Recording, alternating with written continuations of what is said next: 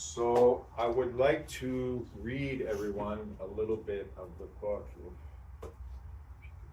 Oh, Donna, you have read to work.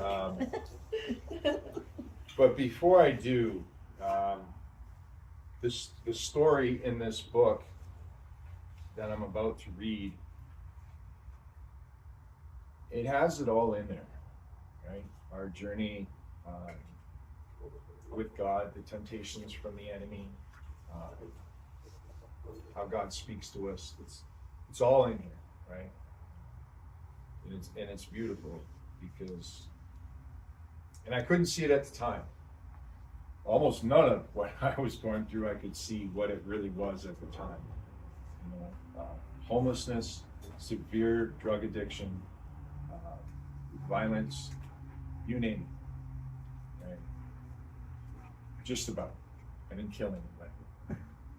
That you know of. I walked into it.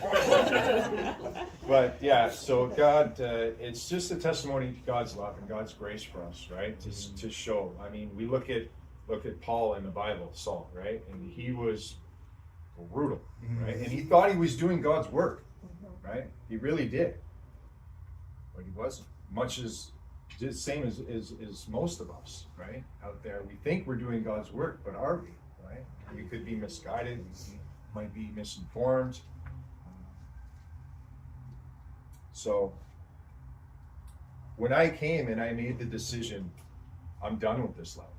Like, from my heart, from my mind, from my soul, my spirit, when I made that choice and I prayed to God, God acted.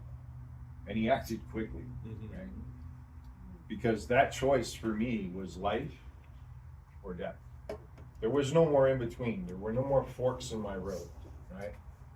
And that's why, you know, powerful testimony of God's love.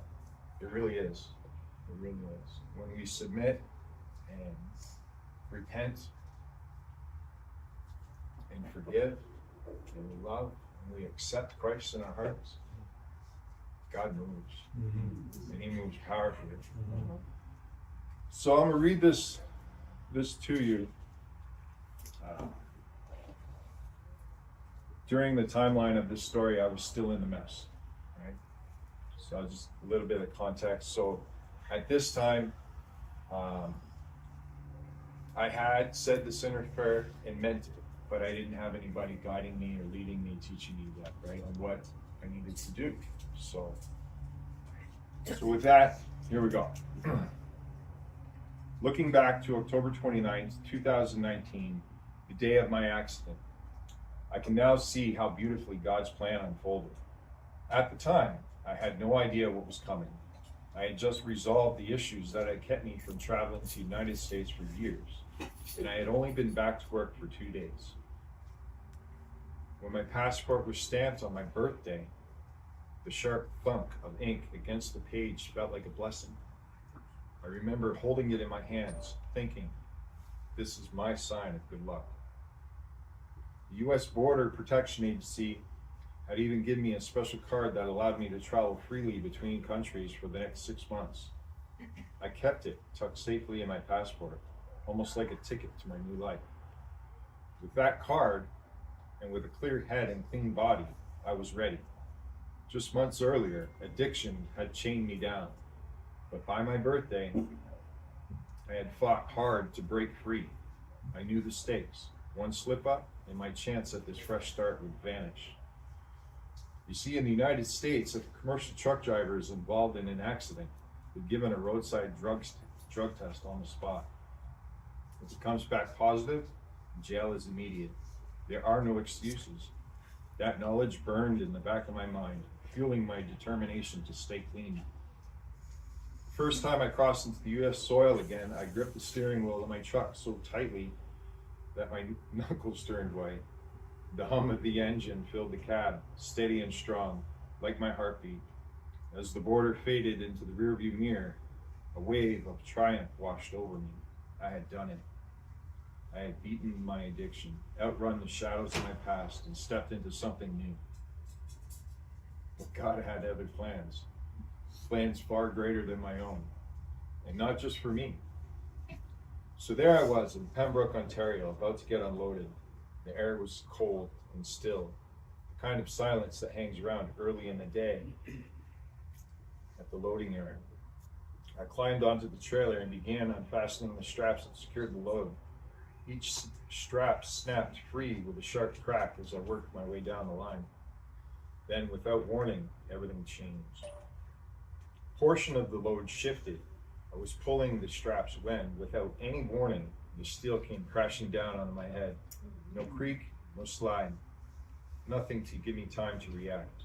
The impact was blinding. Pain shot through me like electricity. I crumpled to the ground. My left heel shattered, my ankle broken, the world spinning around me. Shouts erupted. One of the local workers sprinted toward me, fumbling for his phone. He called 911. His voice tight with panic. The minutes stretched like hours, but the ambulance arrived quickly, sirens wailing, red and blue lights cutting through the morning haze. At the hospital, they took x-rays of my head, back, neck, ankle, and foot.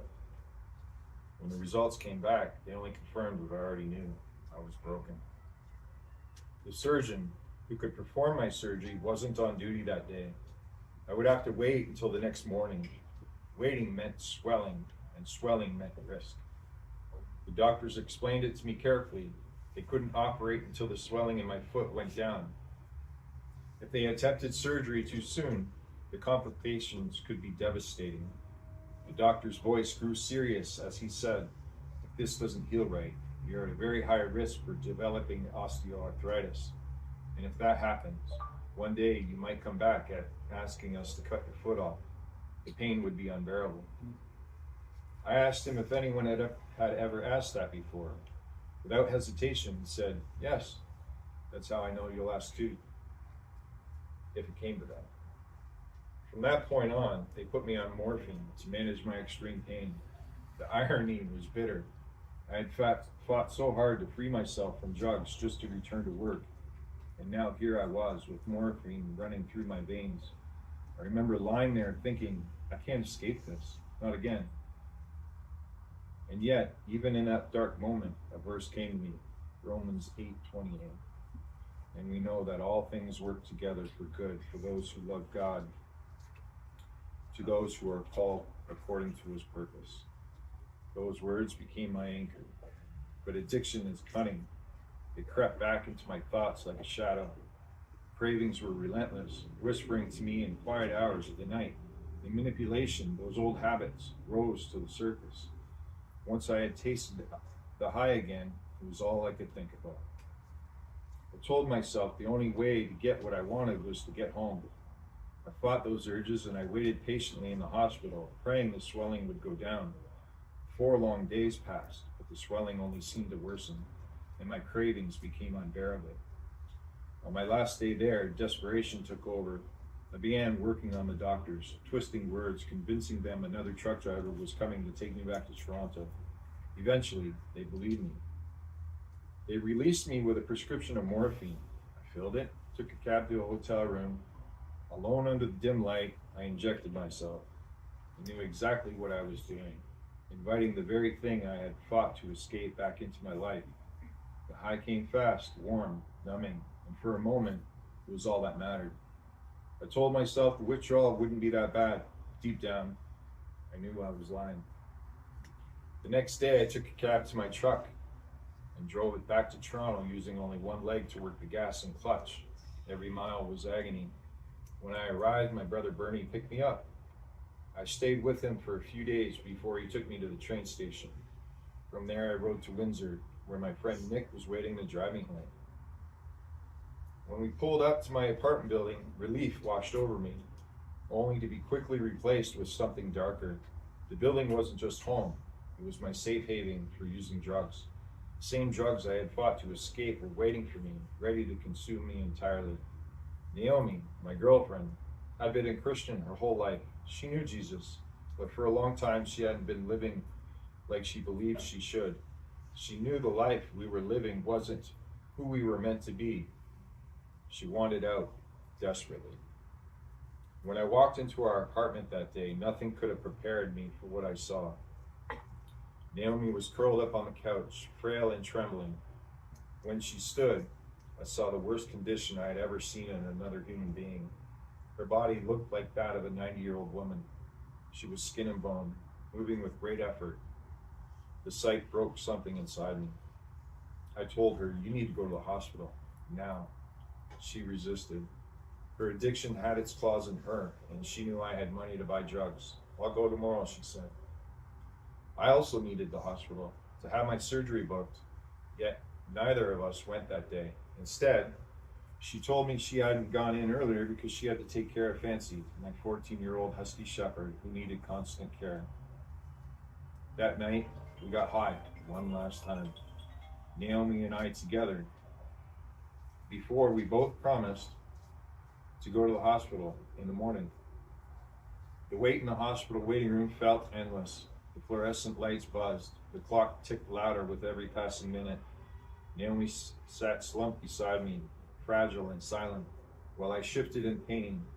Finally, our names were called. We were separated. She went one way, I went another. My stay was short. They checked me, confirmed the next steps for my surgery, but Naomi would not be leaving with me. The doctors ran countless tests on her frail body, searching for the reason behind her condition. When the results came, the answer was both a relief and a heartbreak. Naomi had a blood infection. The doctors told her she had less than 2 days to live as she hadn't come in. She would need IV antibiotics every day for 6 weeks. Miraculously, she survived. Looking back, I know Naomi's infection came from unclean injections. I was no different, and yet I escaped that fate even though we shared needles. God's hand was in that. Naomi eventually recovered, though she battled addiction for another year and even suffered the same infection again. But her story didn't end in despair. She returned to Medicine Hat, Alberta, reconnected with her teenage sweetheart, and found the strength to stay clean for good. Today, she lives a happy, healthy life. That's all I ever wanted for her, to be free and happy. God used even my failures for his purpose.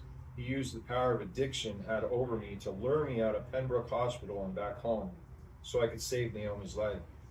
He used my accident to bring me to the edge, to force me to face life or death. I was stubborn, riding addiction straight to the end, but God had other plans. He had had enough of me wasting the beautiful life he gave me. He had enough of Naomi wasting hers. Through these events, Naomi and I were set on paths of redemption and recovery, different roads, but leading to the same destination: freedom, healing, and the chance to truly live.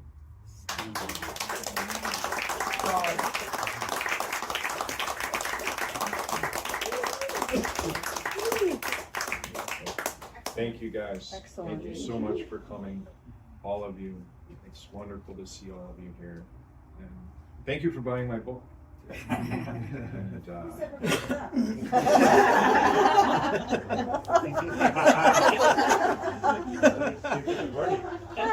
That was said with love. yeah. Thank you guys. Love you, Thank you. Lawrence. And let's give Kenny a hand for preparation. Yeah.